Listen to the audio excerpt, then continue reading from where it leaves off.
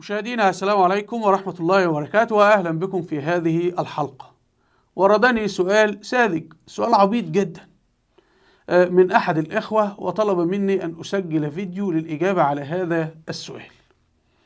فالحقيقة لم أستطع أن أجيب على السؤال، فقلت له أمهلني أسبوعا، رغم أنه سؤال سهل وبسيط يعني. فقلت له يا أخي هو السؤال ده يتسأل أصلا؟ فأمهلني أسبوعا. فلما أمهلني الأسبوع عاود وقال لي أين الإجابة؟ فقلت له أمهلني أسبوعا آخر. فتذكرت ما علموه لنا في جامعة القاهرة من أن أصعب الأسئلة هي أبسط الأسئلة أو أسهل الأسئلة أو أغبى الأسئلة. تجد سؤال بسيط جدا كده وبعدين تقف تحتار أمامه، يعني سؤال بديهي.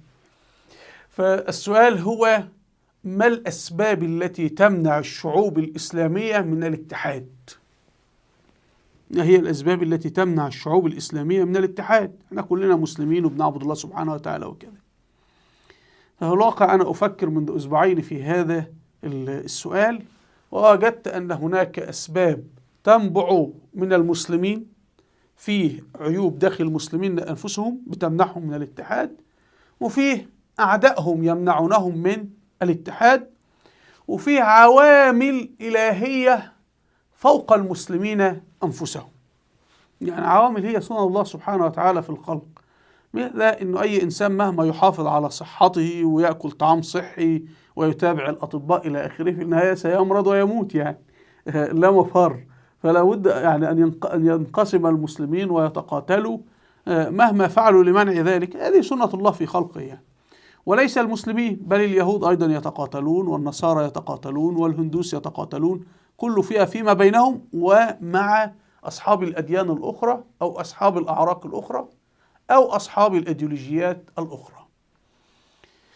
طب نبدأ بالأسباب التي تمنع الشعوب الإسلامية من الاتحاد.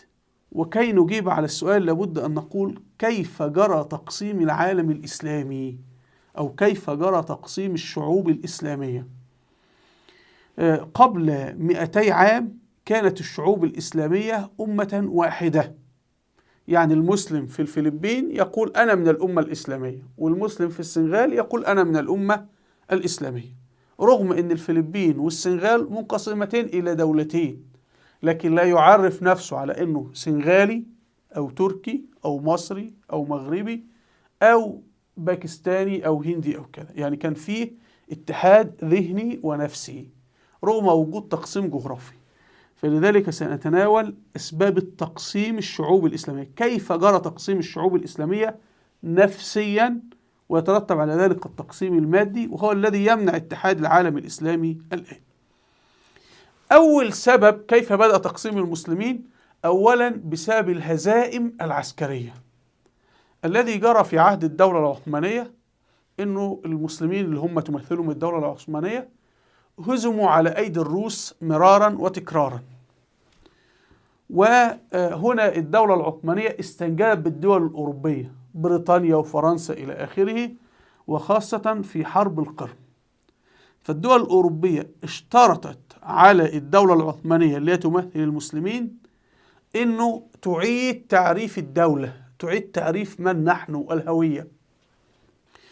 فأصبح تعريف فكرة المواطنة، المواطنين العثمانيين، إن المسلمين والمسيحيين هم مواطنون، وأصبح في حاجة بدل الهوية الإسلامية، أصبح فيه الهوية العثمانية.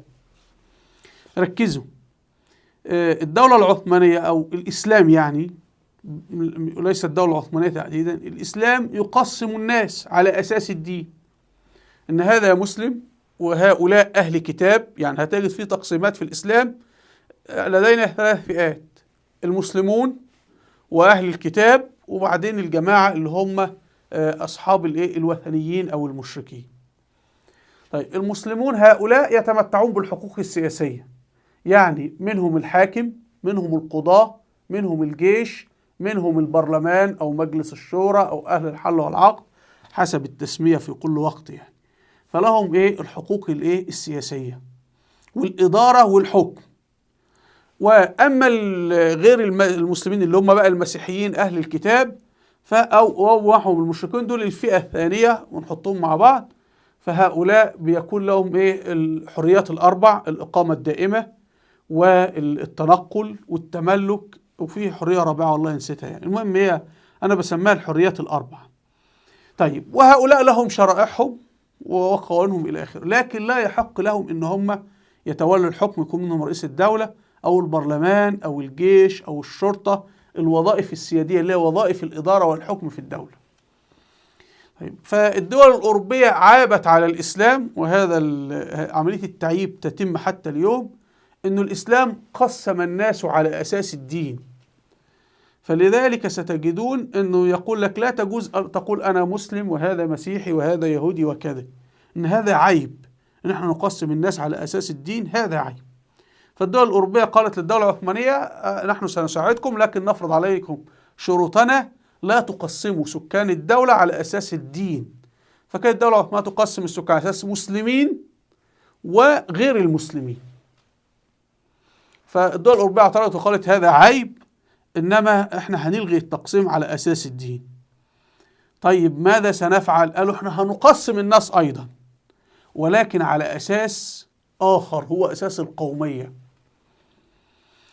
يعني ما هو أنت عندك إيه؟ يعني هو الذين يعيبون على الإسلام أنه يقسم الناس على أساس الدين، هم أنفسهم يعودون ويقسمون الناس ولكن على أساس العرق.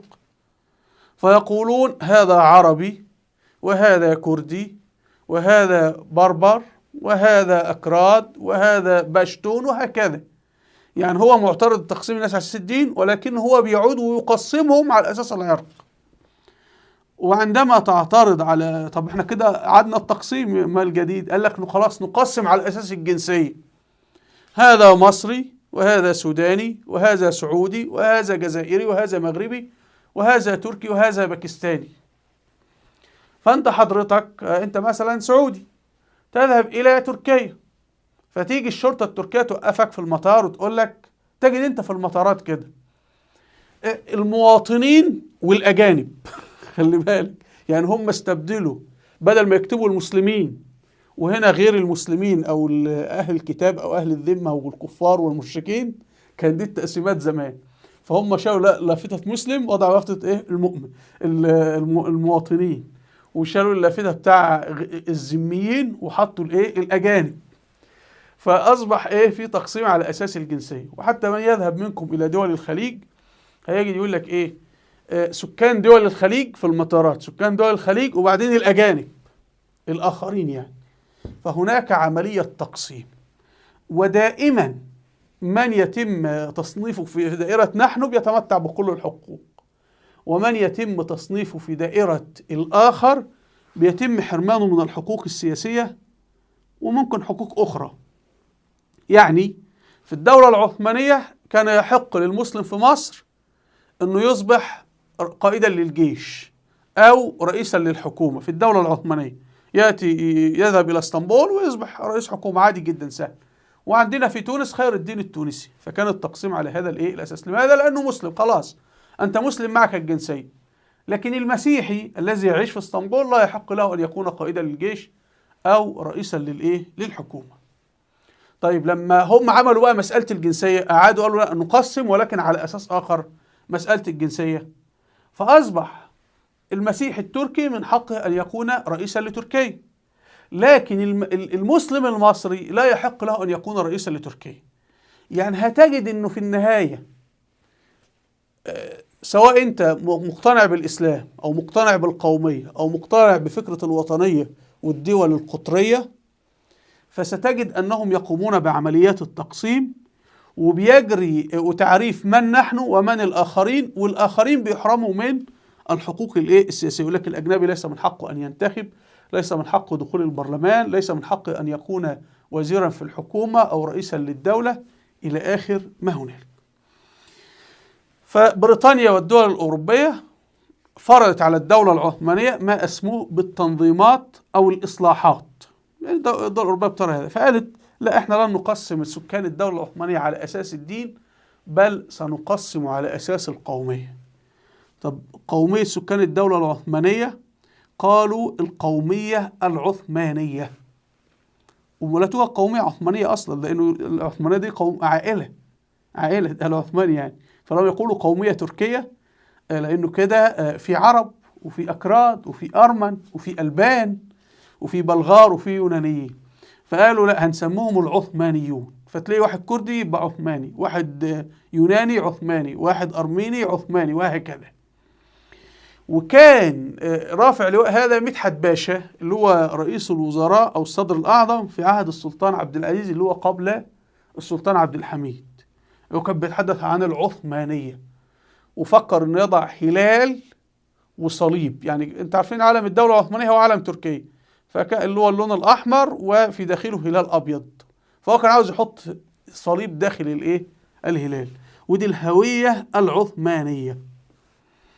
المهم لما جاء السلطان عبد الحميد اعترض على هذا الكلام وقال لا، ما فيش حاجة اسمها الهوية العثمانية. المهم يعني ايه، قال الهوية الإسلامية، وقال أو المذكرات المنسوبة له صح أم خطأ، هو قال إن دي دولة للمسلمين. المهم فده أول تقسيم حصل، إنه فرض بقى أصبح المسلمين خارج الدولة العثمانية أجانب. يعني المسلم يأتي من أندونيسيا للدولة العثمانية لا يحق له أن يتولى مناصب. لماذا؟ أصبح أجنبي. لكن الأرميني المسيحي من حقه، هو بالفعل أصبح وزير للخارجية مثلا، أصبحوا كبار المسؤولين. ليه؟ لأن احنا أخذنا بفكرة القومية العثمانية، قومية مخترعة، لكن هذا الذي جرى.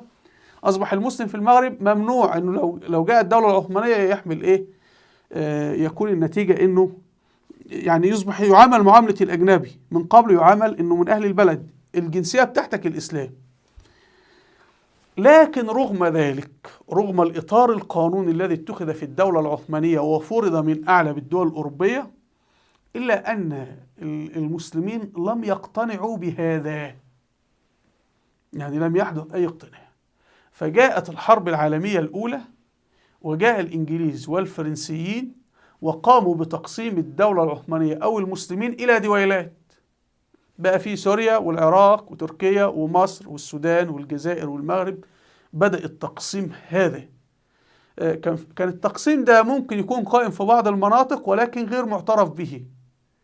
يعني مصر وليبيا، ليبيا تحت الاحتلال الإيطالي ومصر تحت الاحتلال الإنجليزي، ولكن من الناحية القانونية كلنا بلد واحدة، ومن الناحية الفكرية. لكن بدأ بقى يجري تقسيم حدود مصر وحدود ليبيا، حدود تركيا وحدود العراق، وهكذا. فإذا الهزيمة، ركزوا بقى شوفوا ليه أسبابها هزائم عسكرية. والإنجليز ومعهم الأمريكان أيضا دخلوا على الخط. لما كانوا بيلحقوا هزيمة عسكرية بالمسلمين كانوا بيعملوا عملية شرعنة لهذه الهزيمة، اللي هي إيجاد فكر وأيديولوجيات تجعل السكان يرضون بهذا الواقع بل يدافعون عنه. فتلاحظون الآن مثلا المسلمين الأكراد يريدون أن يكون لديهم دولة. المسلم الكردي 100 سنة كان يرفض هذا الكلام، يعني بل المسلم الكردي 100 سنة كان يستقبل الجيش التركي، يعني المحرر والمنقذ الذي أنقذنا من العصابات الأرمينية التي كانت تقتلنا وكانت تهجرنا من أراضينا إلى آخره. ولما تقول له اعمل دولة يقول لك اعمل دولة إيه؟ ما أنا في دولتي أصلا، الدولة العثمانية دي دولتي. يعني هو ما فيش دماغه حكاية الدولة. لكن الآن أصبح هذا، وأنا قابلت العالم الأكراد دي فكرة منتشرة عندهم إن هم عاوزين يعملوا دولة. ده تخيلوا، وطبعا لو تعمل لهم دولة هيتحط لهم بشار وهيقتل فيهم ويذبحهم كده كما يفعل بشار في سوريا يعني، والسيسي في مصر. فلما جرت الحرب العالمية الثانية وهزم المسلمون، جرى فرض فكرة القومية بالسلاح. الأول أصبح كل من ينادي بوحدة العالم الإسلامي يقتل. على سبيل المثال حسن البنا في مصر مؤسس الإخوان المسلمين، قتله الإنجليز بمساعدة الأنظمة الموجودة. ودولة آل الرشيد اللي هي مكانة السعودية أيضا جرى القضاء عليها. أيضا يعني عجمي باشا سعدون كان في العراق وده هرب إلى تركيا. وغير ذلك من الشخصيات، كل من كان يدعو إلى الوحدة قتل أو جرى نفيه. في مصر مثلا في الحرب العالمية الأولى نفوا أشهر زعيم مصر اللي هو محمد فريد بك الذي كان يدعو وحدة مصر مع الدولة العثمانية. نفي في الحرب العالمية الأولى وتوفى في سويسرا في المهجر يعني، إلى آخر النماذج كثيرة جدا. فإذا الإنجليز قاموا بعملية تقسيم مادي للدول الموجودة حاليا، ولكن الشعوب رافضة لهذه الفكرة. فالإنجليز قالوا فكرة القومية، الشعوب رفضت، المسلمين رفضوا، فبدأ يجري اللي من ينادي ضد فكرة القومية بيجري قتله. ثم بدأوا يعملوا بقى تفكير إن احنا نوجد الحواجز النفسية، فبدأ يجري اختراع أغاني عن فكرة القومية. احنا مثلا في مصر في عهد جمال عبد الناصر لم يقتنع المصريون بفكرة ان احنا عرب إلا في عهد جمال عبد الناصر، وجمال عبد الناصر عسكري. ستجدون ان كل الأنظمة التي دعت لتقسيم المسلمين على أساس عرقي استخدمت في ذلك القوى العسكرية المسلحة ولم تنتخب. يعني حزب البعث في العراق وفي سوريا جاب انقلابات عسكرية بالقوى العسكرية المسلحة وجلس ومفيش انتخابات. تجدون الملكية في مصر ثم العسكر جمال عبد الناصر اللي عمل انقلاب عسكري على الملك بالقوى العسكرية المسلحة وجلس، ولا يزال العسكر حتى اليوم يحكمون مصر. القذافي في ليبيا، الحكم العسكري في الجزائر، وهكذا. فستجدون أن الأنظمة التي قامت يعني عاملت على أن يقسم المسلمون على أساس العرق استندت في ذلك للقوى العسكرية المسلحة، بتفرض بالسلاح والنار، والذي يرفض ذلك بتقتله. هم لجأوا إلى الأفلام والأغاني. أنا يعني والله ليت أحد يعمل دراسة عن الدور العسكري للأغاني والدور السياسي، إنه مثلا يقول لك ارفع رأسك فوق أنت مصري، ولا يقول ارفع رأسك فوق أنت مسلم، ارفع رأسك فوق أنت سوداني. أنا في أغاني في السعودية أنا سعودي وأفتخر، وتقديم بقى الشفونية. يعني كانوا يقولون لنا ونحن صغار إن الطفل المصري أذكى طفل في العالم، إحنا الأذكياء وكل أطفال العالم أغبياء دول حمير. كم كنا جهلة ومغفلين.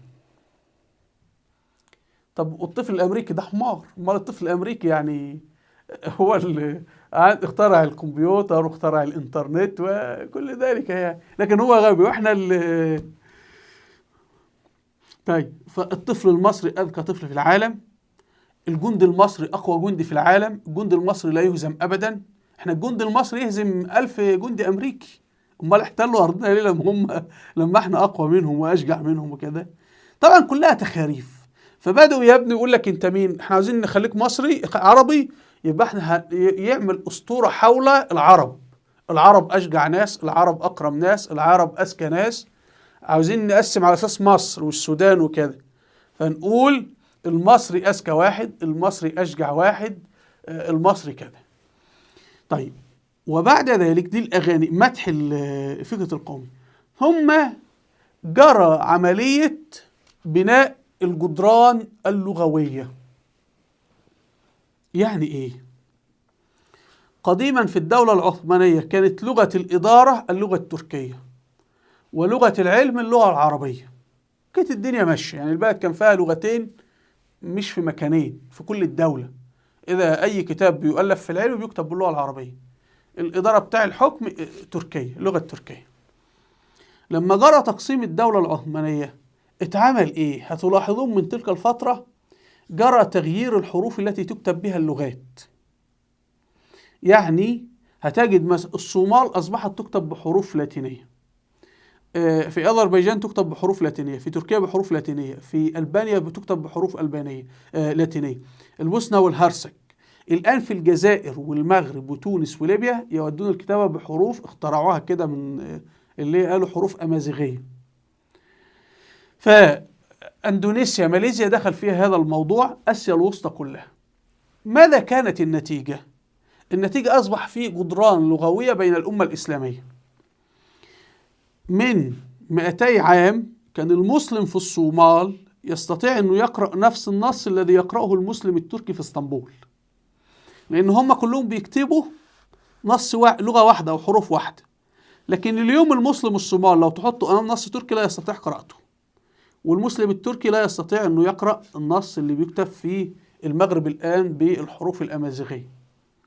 فأصبح خلاص بقى في جدار بين الصوماليين المسلمين في الصومال والمسلمين في مصر، لأن النهاردة الشباب الصومال اللي طالع في المدارس ويدرس له بالحرف اللاتيني لا يستطيع أن يقرأ العربي اللي مكتوب في مصر، وهكذا. والمسألة دي بتجري الآن في السودان، فأدى ذلك إلى تقسيم لغوي، أدى ذلك إلى أن احنا خلاص مش قادرين نتفاهم مع بعض.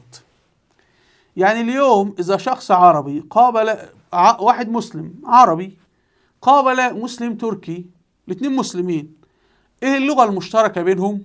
الإنجليزية، لغة الأوروبيين يعني، وليست لا التركية ولا العربية. تخيلوا بقى الوسيط طرف ثالث، والإنجليزية لغة مسيحية أو لغة ناس مسيحيين يعني. فهنا أصبح في حاجز، أصبح في إيه؟ حاجز.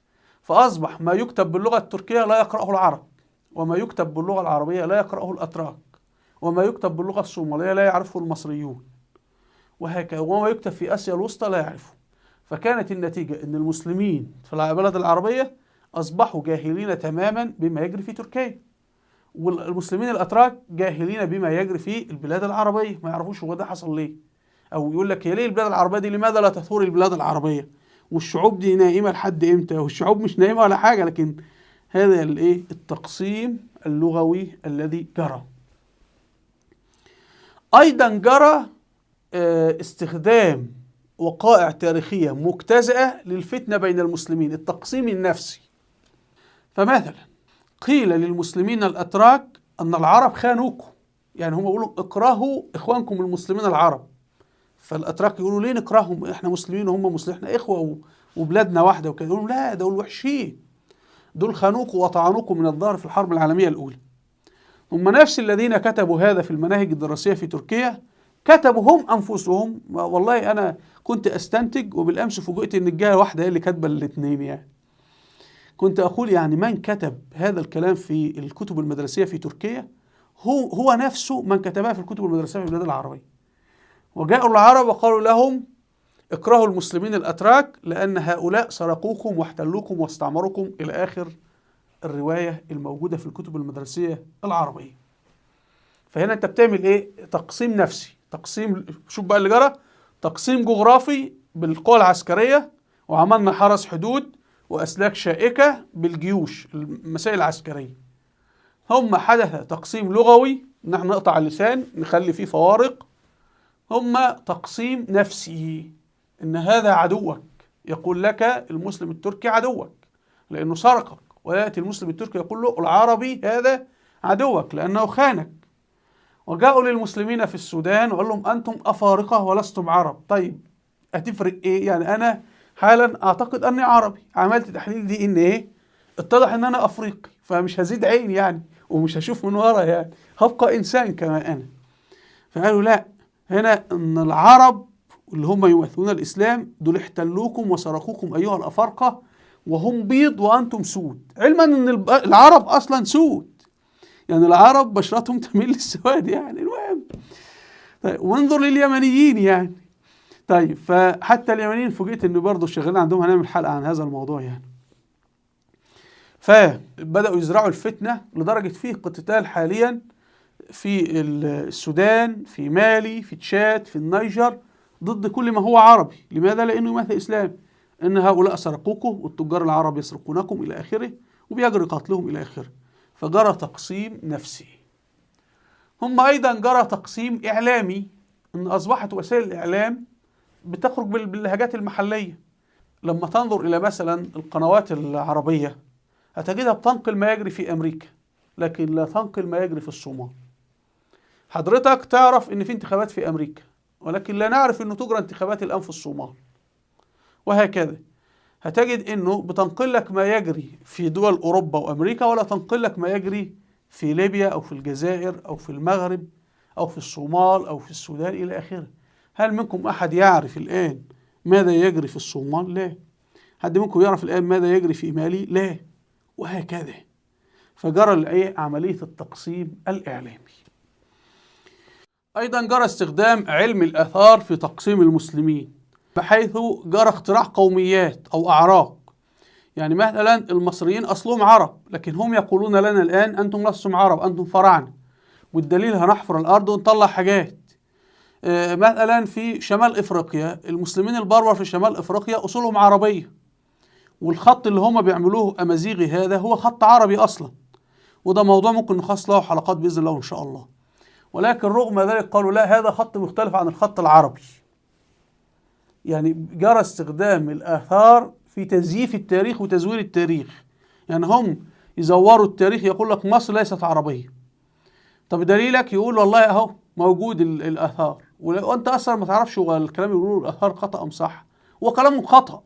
وهذا سنخصص له حلقات بإذن الله إن شاء الله، كيف جرى استخدام الآثار، علم الآثار في إشعال الحروب.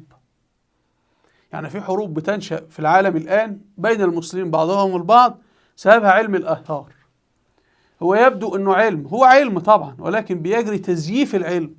بالضبط كده أنه في ناس بيقولوا إحنا العرق الأعلى مثلا زي هتلر، فعاوز يخلي العلم الأحياء الجينات والكلام ده يثبت بالعلم أن الجينات أعلى، فما فيش الكلام ده، كلام غلط. فيقول للعلماء لا زيف، يقولوا احنا عملنا تحليل الحمض النووي بتاع، وجدنا ان العرق الآري الألماني احسن من العرق مثلا الافريقي او العرق العربي الى اخره يعني. فهذا يجري في علم الآثار، وهذا يوضح لك لماذا الباحثين الأوروبيين موجودين في مصر وفي الجزيرة العربية وفي الجزائر وينبشون تحت الأرض يعني عن حجر وكتابة ورمز وكذا. هذا موضوع خطير سنخصص له حلقة بإذن الله إن شاء الله. طيب دي عوامل التقسيم الخارجية. نأتي لعوامل التقسيم الإلهية أو الطبيعية. يعني إن أي أمة في العالم لابد أن تنقسم على نفسها. كيف؟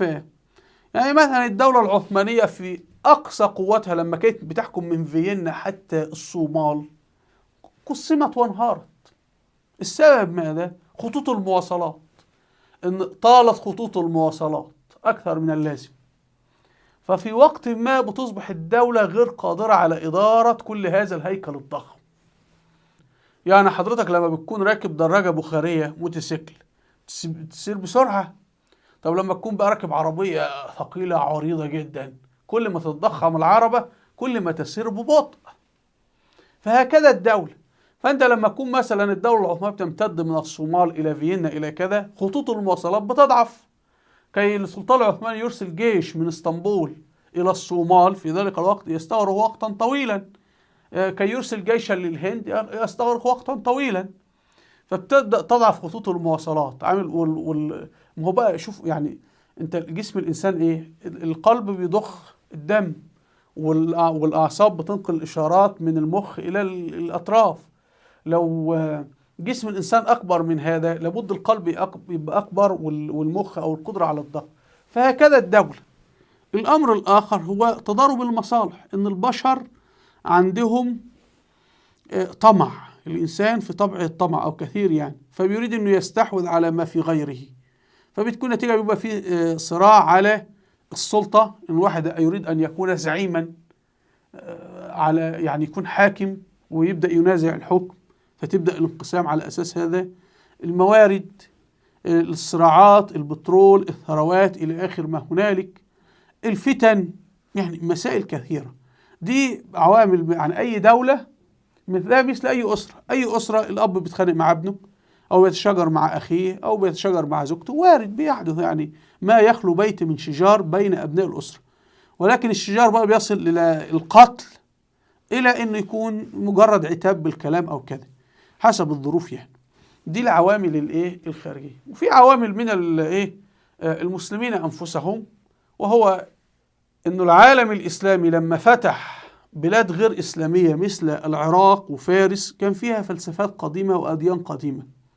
فهذه الفلسفات القديمه والاديان القديمه بدات تتخالط مع جزء من عقيده، مع جزء من يعني المسلمين. يعني مثلا فكره تقديس سيدنا الحسين، هتجد ان سيدنا الحسين بيقوم مقام المسيح الابن في المسيحية، فالفكرة داخلة منين؟ وهكذا هتجد انه فيه تفرق المسلمين الى فرق ومذاهب، وفيه انه احيانا لما يبقى فيه واحد يريد ان يحكم فعاوز يجيش المسلمين تحت سلطانه ضد اعدائه السياسيين، فيبدأ يغيرهم عقائديا. مثل ذلك إيران، الذي جرى في إيران. ما الذي جرى؟ إيران أصلا مسلمة سنية، وهذا من 500 عام قريب جدا، يعني الإيرانيين يقولون هذا الكلام. طيب لكن حصل ان المسلمين الاتراك حكمهم اسرتين، اسره ال عثمان الدوله العثمانيه دول مسلمين سنه، وفي اتراك اللي هم اتراك اذربيجان حالا وشمال ايران دول ايضا اتراك مسلمين سنه. ولكن الشاه اسماعيل الصفوي ده عاوز يسيطر على الحكم وعاوز يحارب المسلمين الاتراك، هو نفسه مسلم تركي وهؤلاء مسلمين اتراك. فبالتالي احنا عاوزين نحارب العثمانيين. نعمل ايه؟ ان هم العدو، بس احنا الجنود بتوعي يسالوني انا كاسماعيل الصفوي لماذا نحارب هؤلاء وهم اخواننا مسلمون ونتحدث نفس اللغه ونفس الدين وكل حاجه. فلا بد اقول كمان يعني اوجد اسباب، يعني ابحث عن اي اسباب. والله نحن سنه، هم سنه فهم كفار، ونحن المسلمون الحقيقيون، نحن الشيعه الاسلام الحقيقي. فبيبدا يغير في عقيده الناس كي يخدم هدف، يوجد سبب للعداء، سبب فكري وايديولوجي بقى. بدل ما يقول انتم تقاتلون كي اصبح امبراطورا وحاكما، لا، يقول لهم انتم تقاتلون لأنكم على حق وتقاتلون أنصار الشيطان والباطل وكذا، وأنتم بذلك تدخلون الجنة، فأنتم تقاتلون لحساب أنفسكم كي تدخلوا الجنة وليس من أجل أن أكون من الملك. هذا جرى بين فرنسا وبريطانيا. تعلمون أن بريطانيا كانت جزء من فرنسا، وكانت اللغة الفرنسية هي السائدة في بريطانيا. طيب لما الملك أو الحاكم المحلي بتاع بريطانيا بدأ ينفصل بمرور الوقت عن فرنسا، ماذا بدأ يقول فرنسا أعدائنا. طب من هم الفرنسيون؟